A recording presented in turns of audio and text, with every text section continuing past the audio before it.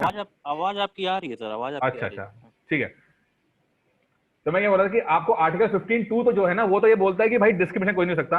Article 17 बोलता है कि हर तरह की जो अनटचेबिलिटी है, छुआछूत है, उसका भी अंत होना चाहिए। लेकिन आर्टिकल 17 को सपोर्ट करने के लिए हमारे मतलब ये तो संविधान में बोल दिया गया कि अब अनटचेबिलिटी है वो खत्म होगा, बट इसी चीज को सपोर्ट करने के लिए कानून बनाया जाता है। ठीक है, तो कुछ चीजें ऐसी हैं कि डायरेक्ट संविधान के हिसाब से हम कर सकते हैं, कुछ चीजों का कानून के माध्यम से उसको सपोर्ट किया गया है। और आर्टिकल 17 वही है कि आर्टिकल 17 में ये तो बताया गया कि अनटचेबिलिटी नहीं होनी चाहिए, बट अगर कोई अनटचेबिलिटी करता है तो उसे क्या सजा मिलनी चाहिए, उसके लिए अलग अलग टाइम पे अलग अलग कानून बनाए गए हैं। ठीक है, फिर आता है आर्टिकल 23 जो कहता है कि शोषण के विरुद्ध अधिकार, यानी कि राइट्स अगेंस्ट एक्सप्लॉइटेशन, कोई भी किसी तरह का एक्सप्लॉइटेशन नहीं कर सकता। और आता है चौथा है prohibition of employment of children, यानी कि बालकों का जो नियोजन का है वो उस पर प्रतिषेध लगाया गया, यानी कि जो भी छोटे बच्चे हैं वो लोग किसी तरह का काम नहीं कर सकते हैं। लेकिन कल हमने डिस्कस ये किया था कि अब ये नया रूल बनाया गया है कि 14 साल से लेकर 18 साल तक के जो बच्चे हैं वो लोग ऐसे जगह पे काम कर सकते हैं जहां पर कोई उनको हेल्थ हजार्ड नहीं है, कोई रिस्क नहीं है लाइफ को लेकर, और साथ में उनकी पढ़ाई भी हो रही है। तो अगर पढ़ाई हो रही है और नॉर्मल कर रहे हैं तो वहां पर ये काम कर सकते हैं। ठीक है, ऐसा सर नहीं इसी से सर इससे हाँ सर एक जुड़ा हुआ चीज बता दूं मैं सर कि अभी मतलब यूपी गवर्नमेंट ने स्कीम लॉन्च की है जी जी बाल श्रमिक योजना, हाँ जिसमें सर मजदूरों के जो बच्चे हैं उनको इंसेंटिव मिलेगा 1,000 के, लड़कों को 1,000 और लड़कियों को 1200। ठीक है। सर ये करंट से रिलेट हो सकता है। अच्छा, ये जोड़ के जो जो बता रहे हैं ये बिल्कुल इसको आप सुन लीजिए, तो करंट अफेयर से ये सब पूछा जाता है। ठीक है, इस क्लास का मतलब यही है कि आपस में डिस्कशन कर सके हम लोग। ठीक है, तो विश्वास एक दोबारा फिर बता दीजिए, एक बार सबको सुन लेंगे ये लोग। सर एक बाल श्रमिक योजना यूपी गवर्नमेंट ने स्कीम लाई है, जो मजदूरों के जो बच्चे होते हैं, लड़के हो गए तो उन्हें 1,000 रुपये मिलेंगे और लड़कियों को 1200, और अगर बच्चे 9, 10 और 11, 12 में पढ़ रहे हैं तो उन्हें 6,000 की इंसेंटिव अलग से मिलेगी। ठीक यही है, सर। ये अभी अभी की योजना है। हाँ या अभी जी की है। जी जी, ये 12 ठीक है, जनवरी को लॉन्च की गई थी। अब 12 जनवरी को की गई तो आपके फ्री के लिए बहुत इंपॉर्टेंट हो जाती है। जी आप लोग सर कहते हैं जी। ना जी कि सर। यूपी में कौन से क्वेश्चन आते हैं, तो यूपी में इसी तरह क्वेश्चन आएंगे आपको।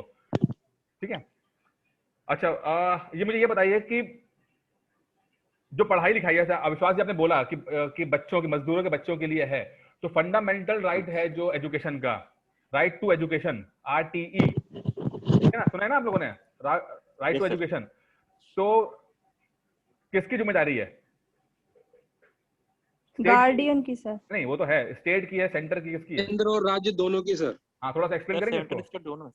एक्सप्लेन करेंगे इसके किस ये उम्र से किस उम्र समवर्ती तक? सूची में रखा गया है ना, इसको शिक्षा को समवर्ती सूची में रखा गया है, जिसके अंतर्गत जो है फिर ये केंद्र और राज्य दोनों की जिम्मेदारी है शिक्षा। सर 6 महीने तक शायद, सॉरी 6 साल जैसे तक। 6 से 14 14। साल तक के बच्चे के लिए शिक्षा हाँ, अनिवार्य है। कुछ और कहेंगे? शशांक कुछ कहोगे? मुफ्त शिक्षा अनिवार्य है। शशांक कुछ बताएंगे इसके, कुछ जोड़ेंगे? नहीं सुन रहा शशांक। शहनवाज जी सुने, कुछ बताएंगे इसके ऊपर? अरे आवाज नहीं आ रही क्या? चलिए स्टार्ट करते हैं आगे।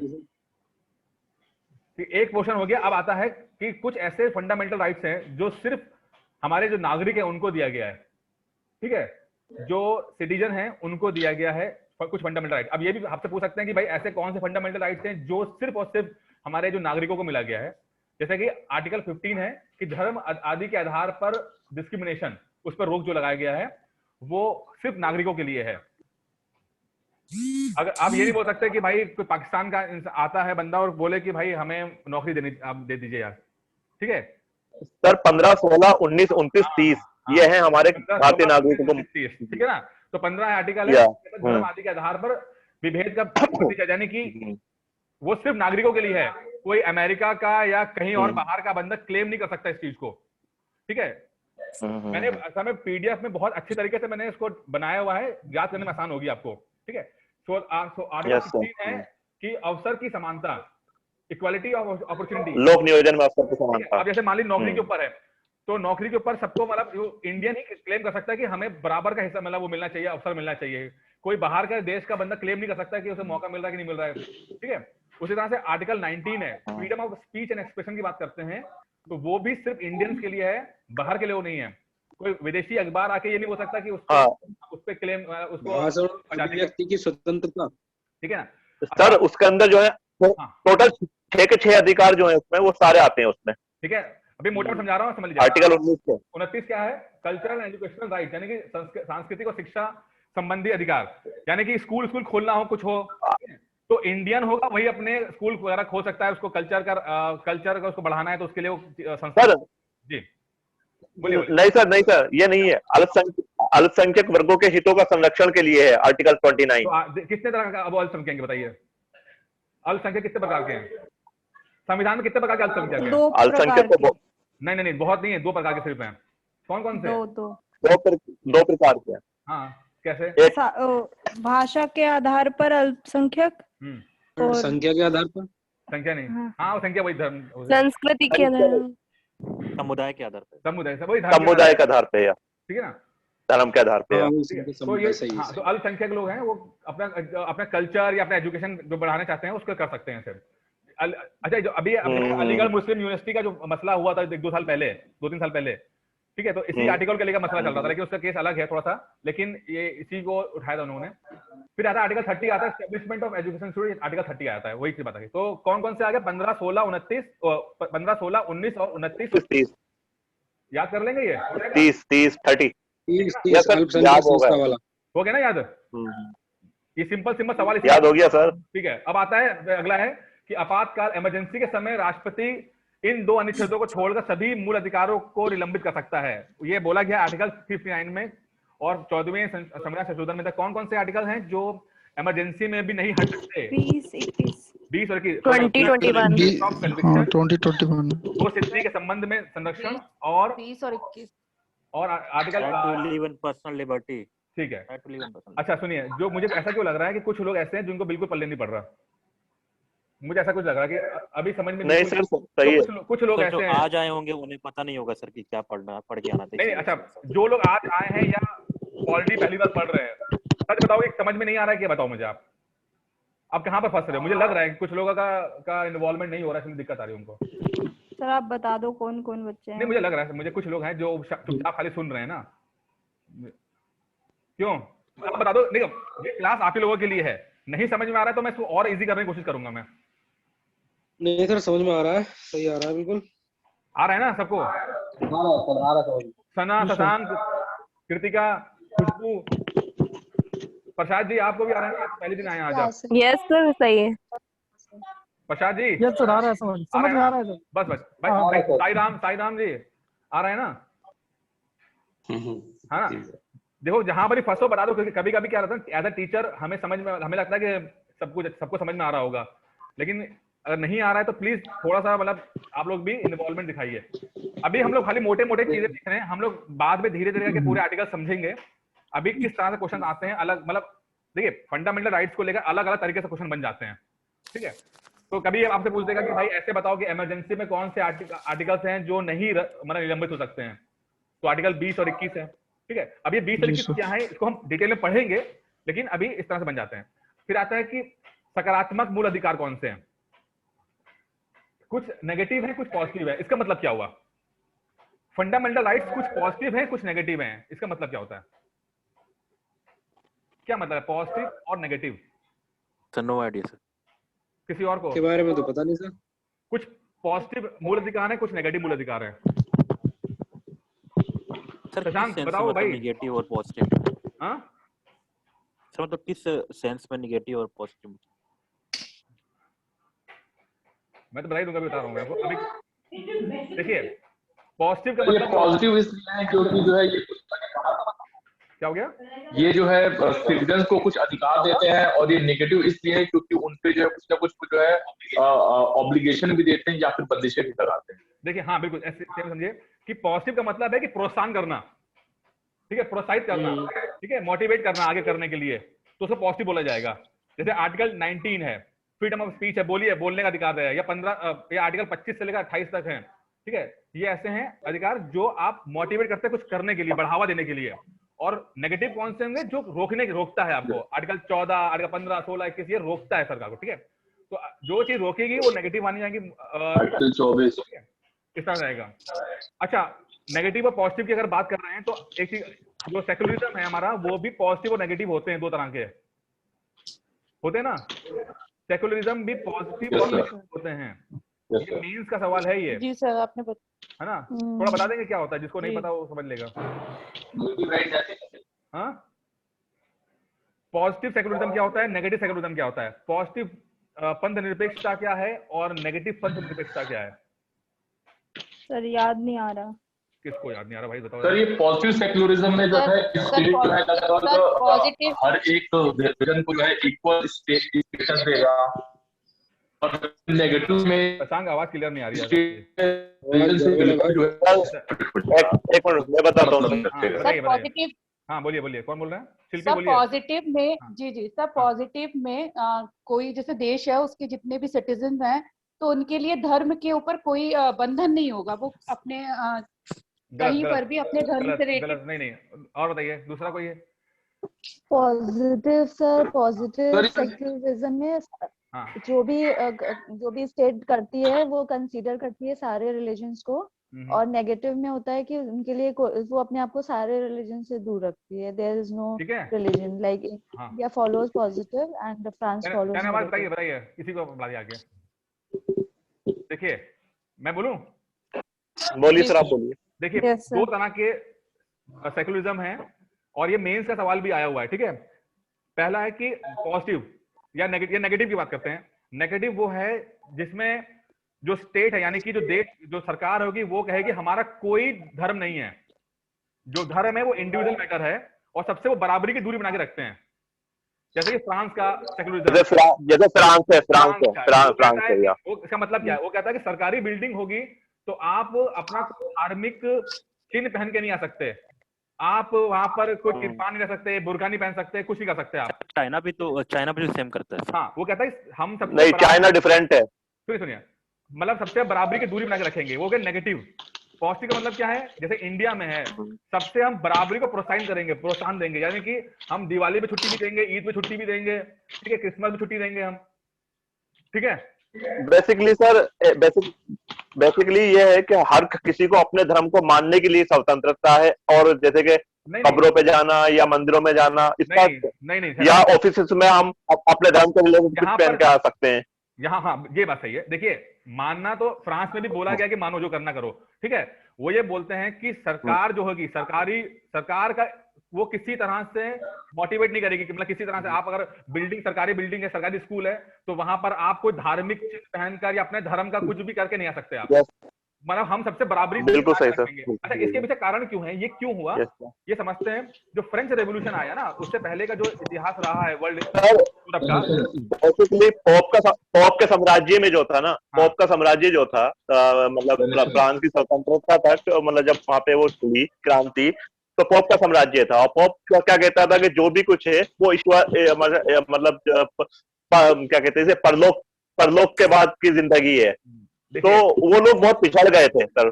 बेसिकली ये था कि वो मतलब उन्होंने विकास नहीं किया था। इस विकास के लिए उसके बाद उन्होंने ये वो मतलब हमारे यहाँ जो है निगेटिव पंथ निरपेक्ष रहेगा। देखिए ये है धारणा, ये है। देखिए मैं जैसे मैंने पहले भी कहा था, देखिए सुनिए, 2 AD से लेकर 14 AD तक यूरोप में बहुत अंधकार राज रहा है। चर्च का मतलब ये, कभी भी अगर ना आपके किताब में चर्च बोला जाए तो इसका मतलब सीधे क्रिश्चियनिटी से नहीं होगा। चर्च का मतलब होगा कि संस्था पूरी जो बात कर रहा है वो हिंदू धर्म की बात हो सकती है, इस्लाम की बात भी हो सकती है, क्रिश्चियन की बात भी हो सकती है। लेकिन फिलहाल यहाँ पर बात कर रहे हैं कि जो यूरोप में चर्च का कंट्रोल पब्लिक के ऊपर बहुत रहा था, ठीक है। उन्होंने साइंस के ऊपर कोई तरक्की नहीं की, कुछ नहीं किया, बिल्कुल कहते डार्क एज रहा है यूरोप का लगभग 1000-1200 साल। अब हुआ क्या कि इतना ज्यादा चर्च का कहता है कि इतना दिक्कत है कि अब किसी औरतों को जला दिया। आपने सुना होगा कि उनको चुड़ैल बोल दिया गया, विच क्राफ्ट जो बोलते हैं, ठीक है, कि चुड़ैल बोल के उनको मार दिया गया, या और भी सब चीजें की गई। तो जब ये फ्रेंच रेवोल्यूशन आया, मतलब वो तो बहुत आगे की बात हो गई, लेकिन जब परिवर्तन आया है तो ये महसूस किया गया कि चर्च का काम अलग है और चर्च से दूरी बना के रखना चाहिए हम लोगों को। ये वर्ल्ड हिस्ट्री में और पढ़ेंगे, लेकिन इतना समझ लीजिए कि क्योंकि चर्च ने बहुत ज्यादा प्रॉब्लम क्रिएट कर रही थी यूरोप में, तो जब फ्रेंच रेवोल्यूशन के बाद नया सिस्टम बनाया गया तो उन्होंने बहुत ज्यादा दूरी रख ली धर्म से, अपनी बिल्कुल अलग रखा अपने आप को, इसलिए वो नेगेटिव हो गया। हम लोगों ने हमेशा पॉजिटिव रहे हैं क्योंकि हमारे सिस्टम ऐसा कुछ रहा नहीं कि कोई चर्च का या किसी का कंट्रोल नहीं रहा। हम लोग अपना करते रहे हम। तो हम लोग पॉजिटिव में अभी भी रहते हैं। तो हम लोग पॉजिटिव हैं, वो लोग नेगेटिव हैं, इस बात का ध्यान। ये अच्छा ये बताऊं आपको, ये सवाल कई बार आपको इंटरव्यू में पूछ लेगा, आपसे मेन से पूछ लेगा आपसे, ये सवाल बहुत इंपॉर्टेंट है ये, ठीक है। चलिए अच्छा चलिए अभी आगे इसका एग्जांपल ये है कि गवर्नमेंट जो है जैसे हज की जो है सब्सिडी देती है, उसका एक एग्जांपल हज की सब्सिडी मिलती है, बिल्कुल सही है, हज की सब्सिडी दे रही है, वो आपका पॉजिटिव सेकुलरिज्म है ये, ठीक है, बढ़ावा दे रहे हैं हम लोगों को। चलिए अब आगे बढ़े। जैसे ये था मूल अधिकार न्याय योग्य है, बढ़े आगे बढ़े। मूल अधिकार न्याय योग्य है, फंडामेंटल राइट इज जस्टिसेबल, इसका मतलब क्या है? सर मतलब कि सर कोई भी अपने सर इनका अधिकार की मांग हनन के लिए होने पर न्यायालय में जा इन्हें सकता है, हाँ सर कोर्ट में जाया जा सकता है। जा सकते हैं, yes same same yes sir जा सकते हैं, रिव्यू कर सकता है। हाँ नहीं रिव्यू नहीं, रिव्यू अलग चीज हो गई। नहीं रिव्यू नहीं, बिल्कुल सही सर, कोर्ट में जा सकते हैं या मतलब अगर हनन होता है जैसे कि मान लीजिए बोलने का अधिकार है, आपने कुछ सोशल मीडिया में लिख दिया आपने, ठीक है, सरकार के खिलाफ लिख दिया, आजकल तो बहुत चल रहा है, ये सब चीजें होती हैं, ठीक है। अब सरकार ने आपको पकड़ के जेल में डाल दिया, ठीक है। अब वहां पर क्या हुआ कि आप कोर्ट में जाएंगे, भैया बोलेगा कि आप सरकार ने हमें जो गलत मतलब किया है, हमें बोलने का अधिकार, हमें रोक रहे हैं बोलने के, तो सरकार क्या बोलेगी कोर्ट में कि अगर आपने उतना बोला है जितना कि दूसरों को दिक्कत नहीं हो रही है तब तो ठीक है, लेकिन अगर आपने इतना बोला है कि कुछ आजकल तो बहुत ज्यादा चल रहा है ना कि देशद्रोह वाला भी सिस्टम चल रहा है आजकल बहुत ज्यादा, आपको इतना अधिकार है, सुनिए सर, इतना है कहने का मतलब ये है कि अगर फंडामेंटल राइट्स आपके आप अगर जो स्टेट है यानी कि आपका सरकार है, अगर आपके फंडामेंटल राइट्स का हनन कर रही है, कुछ आपको रोकने बोलने से रोक रही है या किसी तरह से आपका इनइक्वालिटी आर्टिकल 15 वाला कर रही है, तो आप कोर्ट में जाकर उस चीज को लागू करवा सकते हैं, ठीक है। इसका मतलब होता है न्याय योग्य यानी जस्टिसेबल, यानी अगर आपको लगता है कि आपके कुछ फंडामेंटल राइट सरकार नहीं दे रही है तो कोर्ट के माध्यम से जाके आप उसको लागू करवा सकते हैं। अनुच्छेद 22 में सर नहीं कुछ भी हो सकता है, मतलब फंडामेंटल आपको बोलने का अधिकार हो सकता है या आर्टिकल 17 हो सकती है या आर्टिकल 18 हो सकता है, ठीक कुछ भी है। नहीं जब बंदी बन गया उसके बाद सर, उसके बाद की बात कर रहा था। नहीं मैं क्या बोल रहा हूँ, बंदी प्रत्यक्षीकरण नहीं उसमें नहीं। सुनो तो मेरी बात, आप क्या जस्टिसेबल का मतलब समझ लो पहले आप, ठीक है ना। न्याय योग्य का मतलब क्या है, मतलब अगर वो अधिकार जिनका आपको लगता है कि अगर हनन हो रहा है वो आप कोर्ट के माध्यम से उनको लागू करवा सकते हैं, तो उन्हें बोला जाता है जस्टिसेबल, जैसे फंडामेंटल राइट्स होता है। लेकिन कुछ ऐसा भी संविधान में है जिनको आप कोर्ट के माध्यम से लागू नहीं करवा सकते, जैसे एग्जाम्पल डीपीएसपी, और दूसरा एग्जाम्पल कौन सा है? डीपीएसपी हो गया, एक और एग्जाम्पल और बताइए।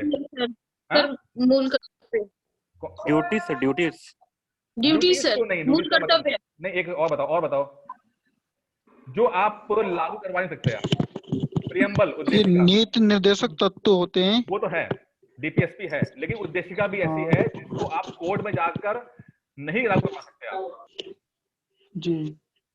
जी सर। गौरव जी समझ में आया? आलोक कुमार जी समझ में आ गया? Yes sir. पक्का बताइए, आया कि नहीं आया बताइए, बोलिए। जी आ रहा है ना? तो बताइए, आप ही बताओ, चलो आप ही बता दो। सियाराम जी बता दीजिए। ऐसे भी कुछ फंडामेंटल राइट है? हाँ बोलो। अब क्या हुआ शिल्पी? हाँ सियाराम जी बताइए, आपको जस्टिसेबल आगे समझ में आ गया, न्याय योग्य समझ में आ गया आपको? Yes sir. एक बार समझा दी, दोबारा समझा दी यार, आप ही से पूछ लेते हैं। नहीं सर समझ में आ गया सर। अरे एक बार पूछने तो दीजिए, मुझे तो लगे कि हमको आ गया, तो मुझे लग रहा कि नहीं आया। सियाराम जी बताइए। आ गया, समझ में आ गया। अरे भाई उनसे तो पूछ लें सियाराम जैसे, समझ में आया कि नहीं आया? सबको देखे सब, मुझे लग रहा है कि नहीं आया उनको। तो सर नाम लेके बताइए। सियाराम जी एक्चुअली सर आप जो बोल रहे हैं वो थोड़ा सा कभी कभी डिस्टर्बेंस रहता है शायद नेटवर्क की वजह से, सर वॉइस क्लियर नहीं हो पा रही है। चलिए कोई बात नहीं, मैं कह रहा हूँ आपको वो जस्टिसेबल वाला समझ में आ गया आपको? ये बताइए आप क्लियर हो गया ना? ठीक है ना? देखो इस क्लास का मतलब मैं बार बार कह रहा हूँ कि डिस्कशन करना है, अगर ना आए तो भाई 10 बार पूछ लेना, अगर मैं समझा नहीं पाऊंगा तो जो बाकी के लोग हैं 20-25 लोग वो समझा देंगे आपको, ठीक है। चलिए आगे देखिए। Sir I have a question. बोलिए। मम्मा फोन कर नहीं बोलिए नहीं बोलिए प्लीज फालतू बात मत करो। हाँ बताइए। अरे यार, ऐसा भी कोई फंडामेंटल राइट है जो फॉरेनर्स के लिए है? सिर्फ फॉरेनर्स के लिए? बहुत सारे 14, 20, 21 है, 22, 23, 24, 25, 26, 27, 28। हाँ देखिए, एक है फंडामेंटल राइट्स, अब कुछ ऐसे फंडामेंटल राइट्स हैं जो सिर्फ इंडियंस के लिए हैं, ठीक है, जो हमने डिस्कस किया, और जो बच गए ना वो फॉरेनर्स के लिए प्लस इंडियंस के लिए, वो सब सबके लिए, इंडियंस के लिए, दोनों के लिए। अच्छा, जो बचे हुए हैं। बचे। ऐसा कोई नहीं है कि सिर्फ इंडियंस के लिए नहीं होगा तो बाकियों के लिए होगा, तो मतलब क्या रहेगा फंडामेंटल राइट्स का? भाई वो तो हमारे लिए बनाया संविधान है ना, ठीक है ना। सर हमें एक चीज नहीं समझ में आती है। Hello sir. हाँ हाँ बताइए बताइए। सर हम लोग का पॉलिटी भी बहुत बड़ा है सर, हिस्ट्री बहुत बड़ा है सर, इतना ज्यादा गलती होने सर पॉलिटी सबसे रिटन कॉन्स्टिट्यूशन सर हम ही लोग के सबसे ज्यादा बड़े हैं अब भारत की सब देखा जाए तो सर हिस्ट्री सर इतना पढ़ना पड़ रहा है सर, परेशान हो गया आज। तो भैया एक चीज बताऊं मैं आपको, हिंदुस्तान में या भाई वर्ल्ड में, दुनिया में IAS PCS जो हिंदुस्तान के होते हैं ना, उनसे बड़ी ज्यादा पावर भी किसी के पास नहीं होती है। तो सबसे ज्यादा पढ़ते भी आप ही लोग हैं, सबसे ज्यादा पावर और अथॉरिटी भी आपके पास ही होती है। हाँ सर वो तो तभी तो दुनिया में पढ़ा ना जाए। इतनी बड़ी पावर किसी के पास नहीं होती जितनी इंडिया के IAS और PCS के अधिकारियों के पास होती है। सर पर प्री और मेंस की प्रिपरेशन में थोड़ी कंफ्यूजन हो रही है, जैसे अलग अलग हो या एक साथ हो। अरे कुछ टॉपिक तो यार तो बहुत कुछ अलग हैं, PCS प्री और मेंस अलग हैं, ठीक है, बहुत कुछ अलग है, कुछ मिलता भी है, लेकिन पढ़ते रहो धीरे धीरे, थोड़ा सा समय लगेगा लेकिन हो जाएगा सब कुछ। ऐसा हिम्मत मत हारो। और सर ऐसे राइटिंग सब होगा, पहले पढ़ाई कर लो यार, पढ़ाई कर लो, अभी ये पढ़ ले, बाकी सब बातें मुझे इंटरव्यू कॉल करना है, ठीक है ना। सब ऐसे गप्पे भी चलते सर हैं।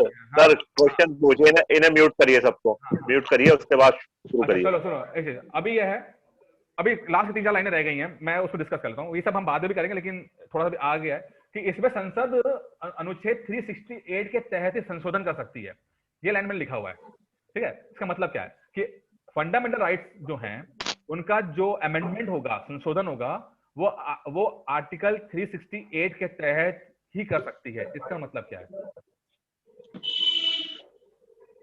अच्छा, फंडामेंटल राइट्स जो हैं वो हो सकता है, क्या नाम है, अमेंडमेंट हो सकता है, उनका संशोधन हो सकता है। Yes yes sir. किस तरह से करेगा? मतलब मोदी जी को करना, मोदी जी को कुछ करना है तो किस तरह करेंगे? कुछ प्रोसीजर बता दो आप।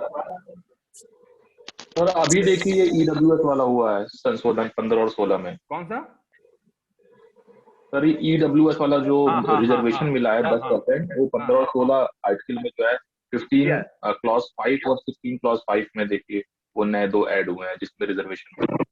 अच्छा, फंडामेंटल राइट, अच्छा सुनो, फंडामेंटल राइट का संशोधन अगर कुछ करना पड़ेगा तो उसको अनुच्छेद 368 में जो कहा गया है उसके तहत ही संशोधन कर सकते हैं। हाँ ठीक है, कहने का मतलब ये है राज्यसभा और लोकसभा, राज्यसभा लोकसभा में। अच्छा एक बात, एक सुनिए, अब मैं अगर ये आपसे बोलूं कि संशोधन जो है वो कितने प्रकार के हो सकते हैं, आर्टिकल 368 में 3 तरह के वो अमेंडमेंट की बात करते हैं, तो वो क्या कैसा है संशोधन होता है? Yes sir. सर एक साधारण साधारण बहुमत से संशोधन, ठीक है, एक विशेष बहुमत से संशोधन, ठीक है, और एक विशेष बहुमत प्लस राज्य के पास आधे से ज्यादा राज्यों की सहमति सर। हाँ आधे से ज्यादा राज्य। एग्जांपल एक बार सवाल आया सिंपल मेजॉरिटी सर स्पेशल। अच्छा मुझे अच्छा निधि जी ये बता दो, ये सनील कुमार को बता दीजिए कि जरा ये तीनों कैसे होंगे अमेंडमेंट, आप बता दो उनको समझ में आ जाए। जैसे सर साधारण बहुमत से 1/3, साधारण बहुमत में 1/3 लोग वोट करेंगे तो नहीं, आधे 50% साधारण, हाँ शायद साधारण में 50% और विशेष में साधारण में 2/3, विशेष में 2/3। एक बोलिए वो इंग्लिश में क्या बोलते हैं? इंग्लिश में क्या करेंगे साधारण को? सिंपल मेजोरिटी, स्पेशल मेजोरिटी और स्पेशल मेजोरिटी प्लस रेक्टिफिकेशन, ठीक है। अब एक बार सवाल, अगर मैं आपसे एग्जांपल डालूं कि जीएसटी किस तरह का अमेंडमेंट है, एक मिनट, जीएसटी एक चीज और पूछता हूँ मैं, एक क्वेश्चन है, एक मिनट देखिए, जीएसटी का किस तरह का, ये सवाल आया था यूपीएससी में बोस्ट ऑफिस में, ठीक है, जीएसटी किस तरह का संविधान संशोधन है? Third one special majority plus क्यों तीसरा ही क्यों है? क्योंकि इसे बनाने के लिए पूरा एक अमेंडमेंट बना है 101। नहीं वो नहीं। राज्यों की सहमति सर ये इसलिए है क्योंकि जो है फेडरल स्ट्रक्चर को हमारे इफेक्ट करता है वो। देखो जो मैटर स्टेट और सेंटर के दोनों का मतलब इन्वॉल्वमेंट ज्यादा रहता है, इसमें स्टेट का इन्वॉल्वमेंट ज्यादा रहेगा। जैसे टैक्स हो गया या राष्ट्रपति का किस तरह चुनाव किया जाना चाहिए, क्या होना चाहिए ना, इस तरह की चीजें, तो उसमें स्टेट का भी रेक्टिफिकेशन करना पड़ेगा। अगर नॉर्मल हल्का फुल्का हुआ जैसे ईडब्ल्यूएस वाला हो गया तो सिंपल तरीके से कर दिया गया, लेकिन जो चूंकि जीएसटी जो है वो टैक्स स्ट्रक्चर ही चेंज कर रहा है पूरा वो, तो इसलिए हाँ, तो इसलिए वो स्पेशल मेजोरिटी प्लस रेक्टिफिकेशन कराया गया। तो जहां जहां मैटर में स्टेट का इन्वॉल्वमेंट होगा उन मैटर में अमेंडमेंट रेक्टिफिकेशन वाले होंगे। ठीक है, वो क्लियर हो गया? हृदय बहादुर जी क्लियर हो गया? यस सर, क्लियर है, क्लियर। ठीक है ना भाई, गलत मत करके आना यार, इतनी मेहनत यस सर, हो गया। ठीक है, अच्छा चलिए, अब एक लाइन लिखी हुई है, युद्ध एवं बाहरी आक्रमण के आधार पर घोषित आपातकाल के दौरान अनुच्छेद 19 द्वारा प्रदत्त मौलिक अधिकार स्वतः निलंबित हो जाता है, परंतु सशस्त्र विद्रोह के आधार पर घोषित आपात के दौरान अनुच्छेद 19 निलंबित नहीं होता है। इसका क्या मतलब है सर? इंग्लिश इसके इंग्लिश में क्या होगा कि युद्ध और बाहरी आक्रमण, मतलब इन वॉर टाइम जो होगा वो आर्टिकल 19 जो है वो सस्पेंड हो जाएगा, लेकिन अगर सशस्त्र विद्रोह हो रहा है यानी कि गृह युद्ध हो गया, कुछ ऐसा हो गया, तो उसमें आर्टिकल 19 जो है वो सस्पेंड नहीं होगा। बैठा रहिए, ठीक है, क्लियर हुआ? क्या बोला?